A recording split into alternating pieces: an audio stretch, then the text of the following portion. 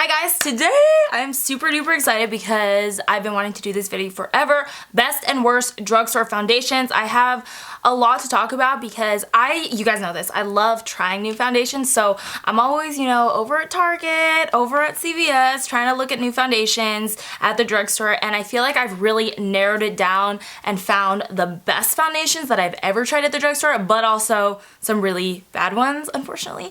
But I thought I would just tell you guys, I've really been wanting to do this video for a long time, so I'm super excited.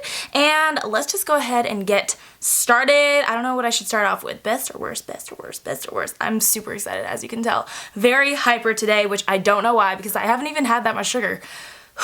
I'm gonna start off with this guy, the Maybelline Fit Me Matte and Poreless Foundation. This foundation, if you watch my videos, you probably already know because I've talked about it a million and one times. I always rave about it, but it is the best foundation I've ever used from the drugstore, but also like in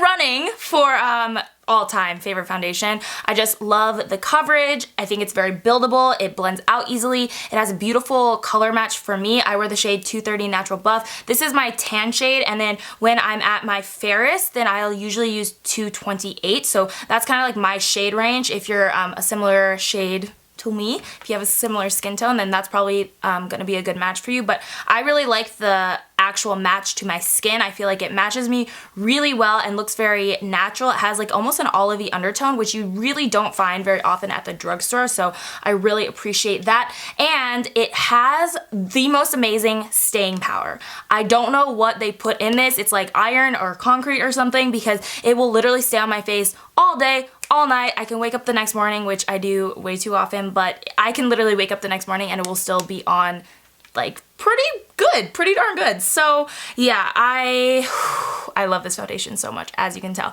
Also, I want to mention it doesn't have flashback, and the thing about this foundation, I know it's called the Matte and Poreless, and they do have like a dewy skin one. This is one that I always reach for and the one that I find works best for me. I have oily skin, by the way, but I don't find that this is like super matte. You know what I mean? It does definitely smooth over my skin, I will say that, but I don't think that it's like dry and like has that tendency to get cakey like a lot of matte foundations. So I think they did such a good job creating this foundation, and that is why I love it. It's my number one hundo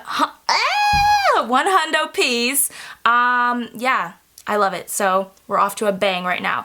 I think I'll just go ahead and continue on with drugstore faves, or like the best of the drugstore foundations. So the next one is L'Oreal True Match Lumi. Now this foundation is bomb.com. If you watch my videos a lot, you'll know that I do like a luminous finish, which is why I like a lot of people are surprised that I love this foundation so much, but really I don't feel like this is like dry or cakey or anything like that. I feel like it is amazing, but I'm sorry.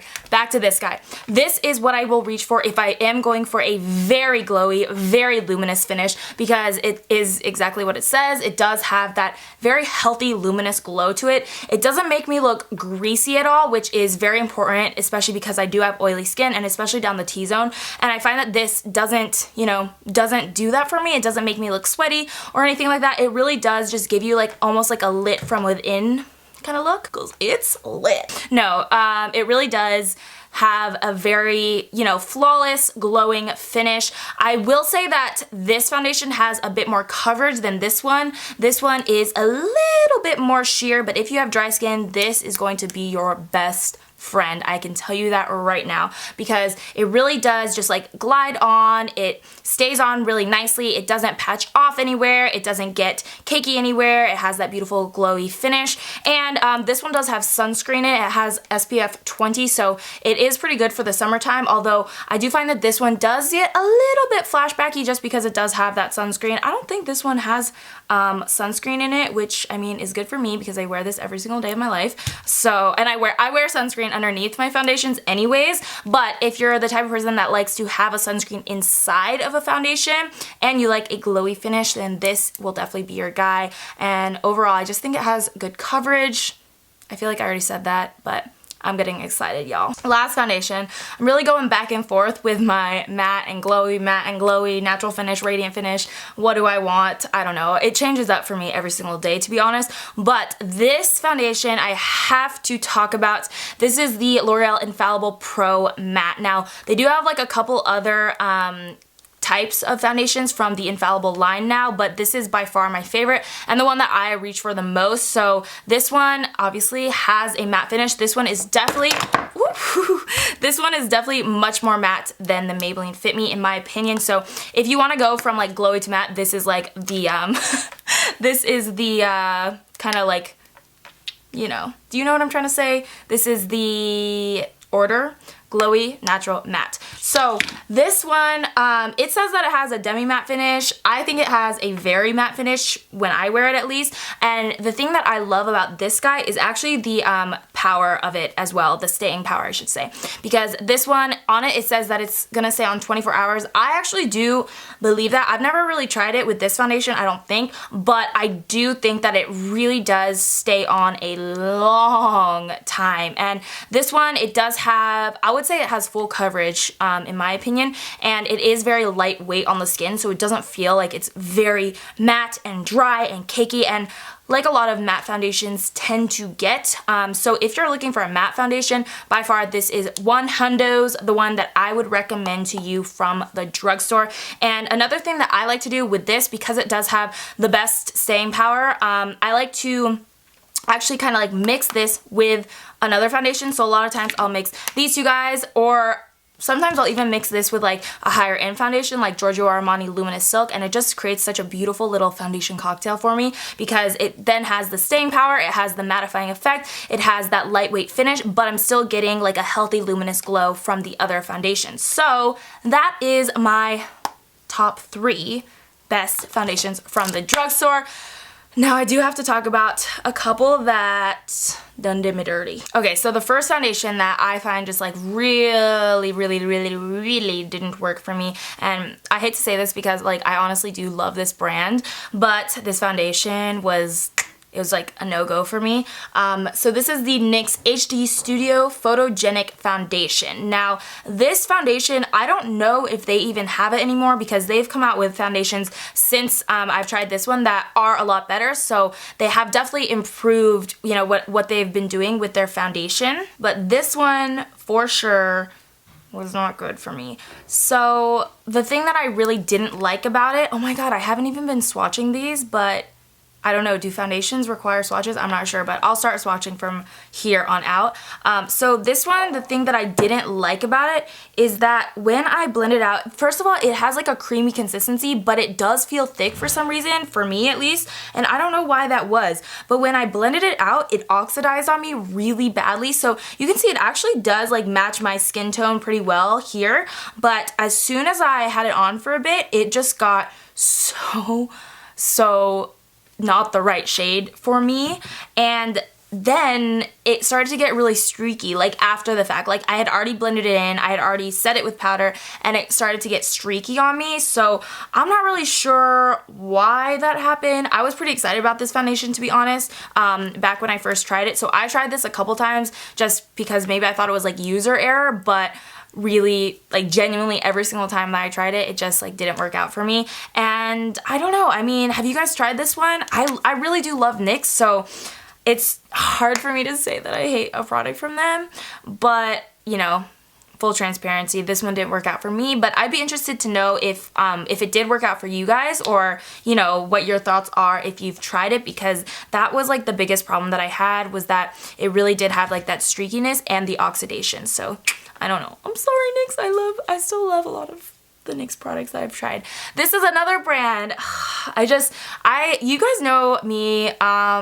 If you watch my videos, like I actually don't do like the negatives that much because I don't like to, you know, I don't like to put that much negative content out there, but sometimes it has to be said. And obviously these are only my opinions. Like if something that I say doesn't work for me works for you, then like power to you, you know, like you're doing something right. And just for some reason it didn't work out for me. But this foundation, again, it just like, it really did not work out for me. And again, another drugstore brand that I really love, and I love how affordable this particular brand is. So this is e.l.f. e.l.f.'s oil-free SPF sunscreen 15. That's not the name of the foundation for sure, but I don't actually know what the name of this foundation is because on the back it just says oil-free SPF 15 sunscreen, but I believe it's just their foundation. I don't know. We'll go with that.